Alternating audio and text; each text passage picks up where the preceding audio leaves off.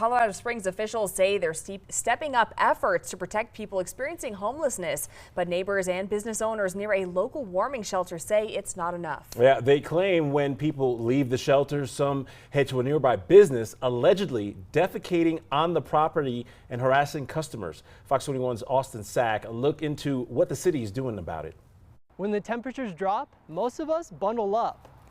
Officials in Colorado Springs say severe weather puts the city's response plan to the test, and some business owners believe that plan fell short last weekend. In terms of how we proactively deal with some of the potential challenges that the neighbors, whether it's schools or businesses, encounter, that is an ongoing process. Sometimes we get it right, sometimes we don't get it right. Freezing temperatures at the end of November opened the doors to the Sanctuary Church in Old Colorado City, a temporary warming shelter operated by local nonprofit Hope COS. We really think it's unfortunate when people have uncomfortable and even scary interactions with people that we're trying to serve. Employees at Apex Audiology, just a few doors down from the shelter, tell Fox 21 when homeless people leave the church, they often trespass on the business's property, litter, and even harass customers, with one possible homeless person accusing a shopper of stealing their crack pipe. Well, we do reach out actively to a lot of the neighbors around the Sanctuary Church. We work with the school, we communicate with them.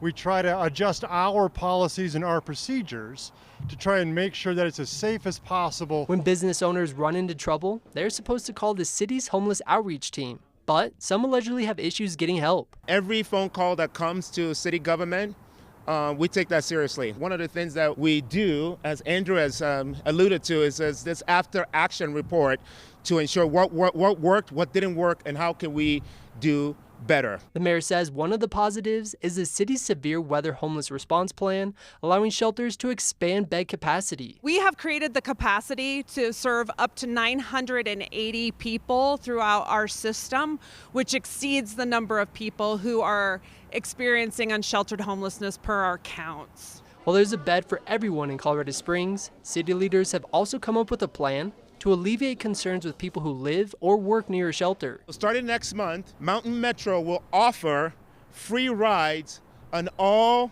local fixed route buses to individuals experiencing homelessness whenever we have a severe or extreme weather event. It may not be a long-term fix, but Mayor Mobilate believes it's a step in the right direction. Often, transportation is the missing link in cold weather response, and thanks to this partnership, together we will close that gap. Reporting in Colorado Springs, Austin Sack, Fox 21 News.